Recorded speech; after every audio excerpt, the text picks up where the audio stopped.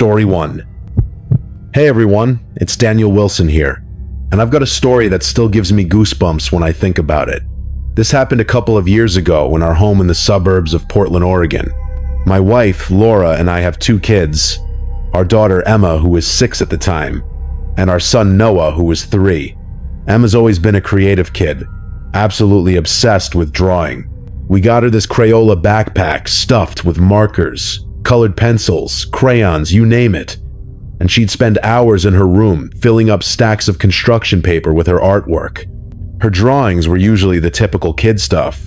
Rainbows, flowers, our family holding hands.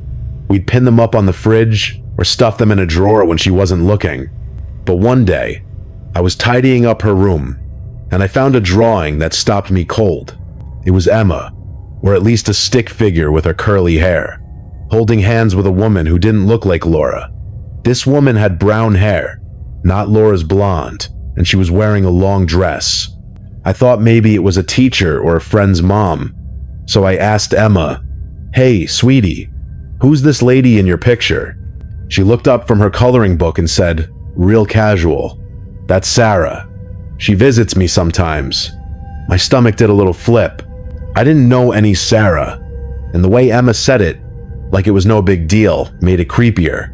I asked her what she meant by visits, and she just shrugged and said, "She comes when I'm drawing, mostly at night." I tried to laugh it off, thinking maybe it was an imaginary friend. Kids have those, right? But something about it didn't sit right. I took the drawing to Laura and showed it to her, asking if it looked like anyone she knew. She glanced at it and said it could be anybody. But when I told her Emma called the woman Sarah, her face went pale. Sarah was Laura's older sister who passed away years ago, before Emma was even born. We never talked about her around the kids, and there weren't any photos of her in the house. Laura's hand shook a little as she held the drawing, and we both just stood there, trying to make sense of it. We went back to Emma's room and asked her more about Sarah. She repeated that Sarah visits at night, sometimes when she's drawing, and they just talk. We pressed her for details. What does Sarah say? What does she look like? But Emma just said she was nice and had pretty eyes. Laura, trying to keep her voice steady, asked Emma to draw Sarah again next time she saw her, but with more details, like her face or clothes. Emma nodded like it was no big deal and went back to her crayons. That night, Laura and I couldn't sleep. We kept Emma's door cracked open, listening for anything weird. I told myself it was just a kid's imagination, but deep down, I felt like something was watching us, like the air in the house had gotten heavier. We started keeping her door jarred at night, just to hear if she was talking to someone. I didn't know it then, but that drawing was just the beginning of something that would turn our world upside down. Hey, it's Daniel Wilson again, picking up where I left off about that creepy drawing my daughter Emma made in our house in Portland, Oregon. So, Laura and I were already on edge after Emma told us about Sarah, this woman, she said, visited her at night, who shared the name of Laura's sister, who passed away before Emma was born. We'd asked Emma to draw Sarah again with more details, hoping it was just her imagination. But deep down, we were rattled. We started leaving her door cracked open at night, listening for anything odd. A few nights later, while Laura and I were in the kitchen cleaning up, we heard Emma's voice from her room. She was talking, not just babbling to herself, but like she was having a real conversation. My heart sank. We tiptoed down the hall, trying not to make the floor creak, and stopped outside her door. Emma was saying things like, "They saw my picture of you," and "They want me to draw you again." There were long pauses, like she was listening to someone we couldn't hear. Laura grabbed my arm, her nails digging in. We peeked in, and Emma was sitting on her bed, crayons scattered around, looking toward the corner of the room. We asked, "Emma, who are you talking to?" She turned to us, all calm, and said, "Sarah." I felt the air get heavy, like something was pressing down on us. Laura, her voice shaking, asked, "Where's Sarah now?" Emma pointed to the corner and said, "She's standing right there." We looked. Nothing. Just an empty corner with her stuffed animals piled up. But I swear, the room felt wrong, like we weren't alone. My skin was crawling, and Laura looked like she was about to cry. She told Emma, soft but firm, to draw Sarah right now, every detail she could see.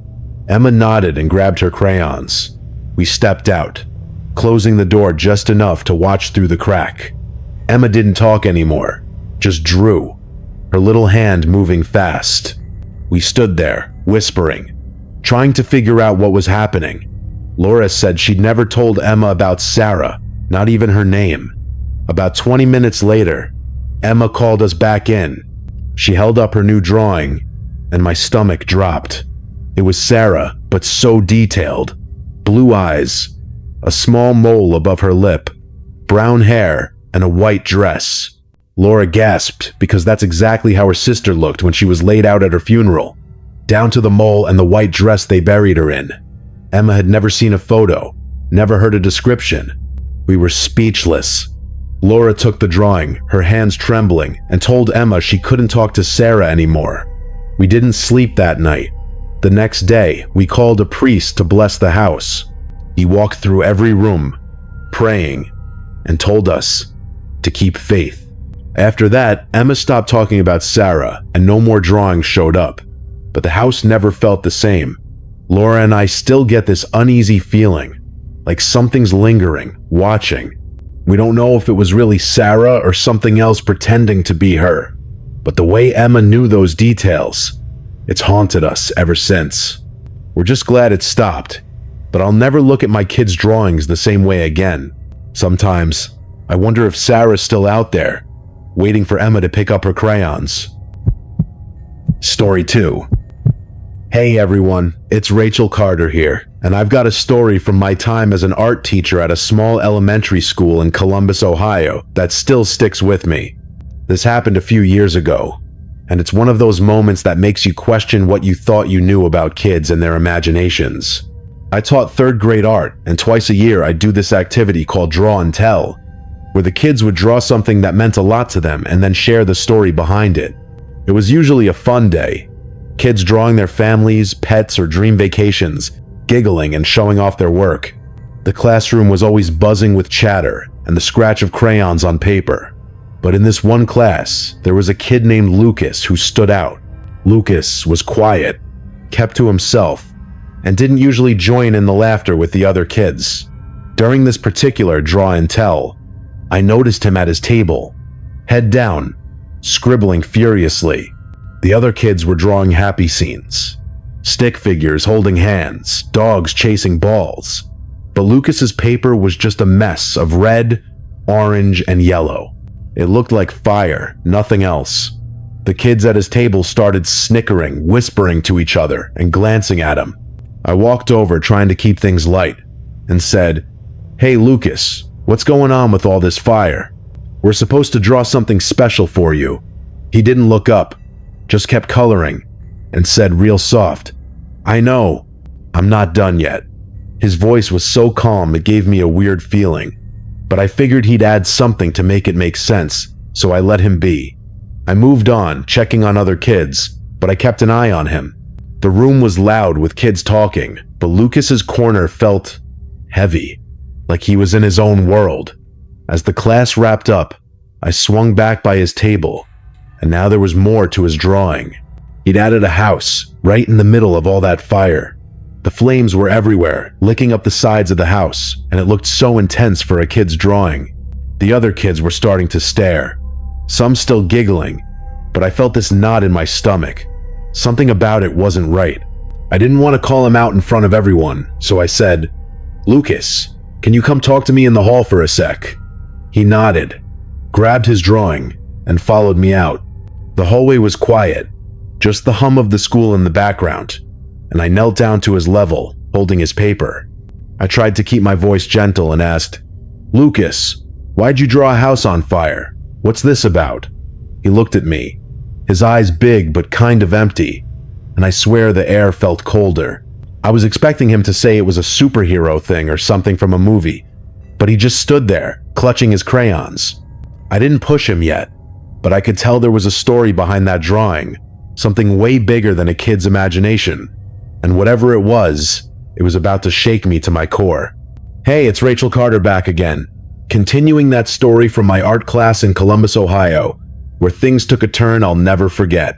So, I just pulled Lucas, this quiet third grader, into the hallway to talk about his drawing of a house swallowed by flames.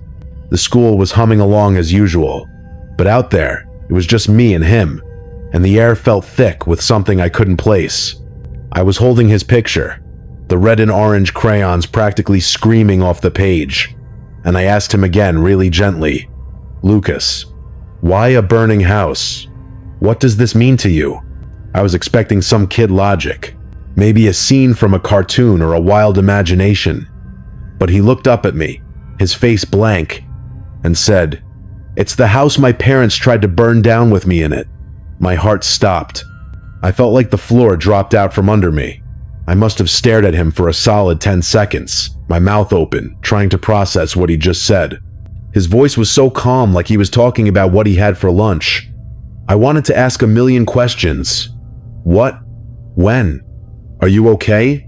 But I was frozen, my brain scrambling to make sense of it. All I could manage was, "Lucas, can you wait here for a second?" He nodded, and I told him to go back to his seat, clutching that drawing like it was evidence in a crime scene. I walked back into the classroom, my legs shaky, and sat at my desk, staring at the paper. The kids were still chatting, finishing their drawings, but it all sounded muffled, like I was underwater. I could feel tears pricking my eyes, but I fought them back. I kept picturing Lucas in that house, flames all around him, and his parents, doing something so unthinkable. I didn't know what to do. I wanted to call someone, the principal, a counselor, but I felt so helpless, like I was in over my head. I glanced at Lucas, sitting there quietly, coloring something new like nothing had happened. The other kids were starting to get ready to share their draw and tell stories, but there was no way I could let that happen now.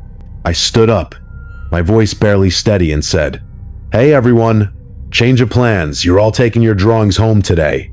We'll do the telling another time." The kids groaned, but I didn't care. I couldn't let Lucas stand up and say that in front of everyone. I kept his drawing, tucked it in my desk, and spent the rest of the class on autopilot, watching him out of the corner of my eye. He didn't act scared or upset, which made it even worse somehow. When the bell rang, I let the kids go, but I stayed at my desk, staring at that house on fire. I felt like I was being watched, not by anyone in the room, but by the weight of what Lucas had told me. I didn't report it right away. I should have, but I was so overwhelmed, so afraid of getting it wrong. That drawing still haunts me, sitting in my mind like a warning I didn't know how to heed. I don't know what happened to Lucas after that, and that's the worst part. I just hope he's safe, somewhere far from that fire, but I'll never shake the feeling that I failed him somehow. Story 3. Hey everyone, it's Michael Thompson here, and I've got a story from a few years back that still gives me chills when I think about it. This happened in our house, in the suburbs of Denver, Colorado, where my wife, Sarah, and I live with our daughter, Ava. Ava was 5 at the time, this quiet, well-behaved kid who loved her stuffed animals and bedtime stories. Our bedroom was right next to hers, so we always felt like we had everything under control. But then Ava started acting off, and it all began with her talking about a monster in her closet. One night, she came padding into our room, her little face all scrunched up, and said she was scared because something was in her closet. I figured it was just a kid thing. Monsters under the bed, that kind of deal. So I walked her back to her room, flicked on the light, and opened the closet door. "See, sweetie? Nothing here but your clothes and toys." She nodded, but her eyes were still wide, like she didn't quite believe me. I tucked her in, kissed her forehead, and thought that was the end of it. But the next night, she was back. Same story. Monster in the closet. This time, Sarah and I let her sleep in our bed, thinking she just needed some comfort. The next day, Ava showed us a drawing she'd made. It was this scribbly thing with big black eyes, sharp claws, and a creepy smile, all done in black and red crayon. She said it was the monster. I'll be honest, It creeped me out a little, but I chalked it up to her imagination running wild. Sarah laughed it off, saying kids draw weird stuff all the time. We hung the picture on the fridge, mostly to make Ava feel heard, and told her there was nothing to worry about. But she kept bringing it up, saying the monster came at night, watching her from the closet. I checked that closet every night after that, making a big show of it, shaking coats, poking behind boxes, but I never found anything. Still, Ava's fear didn't go away. She'd cling to her blanket, staring at the closet door like it was about to open on its own. Sarah and I started wondering if she was watching something scary on television or hearing stories at preschool, but nothing added up. We'd lie in bed at night, listening for any sounds from her room, feeling like we were missing something. The house was quiet, but it started to feel heavy, like there was an extra presence we couldn't see. I'd catch myself glancing at Ava's drawing on the fridge, those black eyes staring back, and feel this knot in my gut. I told myself I was being ridiculous. Monsters aren't real, right? But Ava's fear was so real, and it was starting to get to us. We didn't know it then, but things were about to get a lot worse. That drawing wasn't just a kid's scribble. It was a warning, and we were too quick to brush it off. Looking back, I wish we'd listened to her sooner, because whatever was in that closet, it wasn't just in her head. It was waiting, and it was about to make itself known in a way we couldn't ignore. Hey everyone, it's Michael Thompson back again, continuing that unsettling story about my daughter Ava and the monster she kept talking about in our house in Denver, Colorado. So, Ava, our 5-year-old, had been going on about this thing in her closet, even drawing it with those creepy black eyes and claws. My wife, Sarah, and I thought it was just her imagination, maybe too many spooky cartoons, but her fear was starting to wear us down. We were checking her closet every night, trying to reassure her, but the house felt heavier, like something was lingering just out of sight. Then one night, everything changed. We woke up to Ava screaming, this gut-wrenching cry that sent us bolting to her room. She was sitting on her bed, sobbing, her shirt pulled up to show her back. There were 2 angry red scratches, long and shallow, right across her skin. She was hysterical, saying, "The monster did it." My heart was pounding as I stared at those marks. Sarah scooped Ava up, trying to calm her, but her eyes were wide with panic. I tore through the room, ripping open the closet, checking under the bed, even looking behind the curtains. Nothing. I ran through the whole house, checking every door, every window, my pulse racing. Everything was locked tight, no sign of anyone. We brought Ava into our bed, holding her as she cried herself to sleep. But Sarah and I just sat there, whispering, trying to figure out what the hell had happened. Those scratches weren't deep, but they were real. Too real for a kid to do to herself in her sleep. We wondered if she'd scratched herself somehow, maybe on a nail in her bed frame, but it didn't add up. Ava swore it was the monster, and the way she said it, so sure, made my skin crawl. The next day, we checked her room top to bottom. Mattress, sheets, furniture, looking for anything sharp. Nothing. We sat Ava down, asking gently if she remembered anything else, but she just kept saying the monster came out of the closet. That drawing of hers, still on the fridge, felt like it was staring at us now, mocking us. Sarah and I were torn. Part of us wanted to believe it was an accident, but another part couldn't shake the feeling that something was wrong in that room. We decided to move Ava to the spare bedroom, turning it into her new space with her favorite blankets and toys, hoping it'd help her feel safe. She seemed okay with it, but she'd still get nervous at bedtime, eyeing the closet in the new room like it might betray her too. The scratches faded, and nothing like that happened again, but Ava would still wake up some nights, scared, crawling into our bed. We'd ask if she saw the monster, and she'd shake her head, saying she was just afraid. That fear in her eyes.it broke us. We felt so helpless, like we couldn't protect her from whatever this was. Was it really a monster? Her imagination? Something else we couldn't see? We'll never know, and that's what kills me. That room, that drawing, it changed how we saw our home. Even now, I walk past Ava's old room and feel like something's watching, waiting for us to let our guard down. I wish we'd taken her fear more seriously from the start, because whatever left those marks, it wasn't just in her head. It was real enough to leave us all shaken.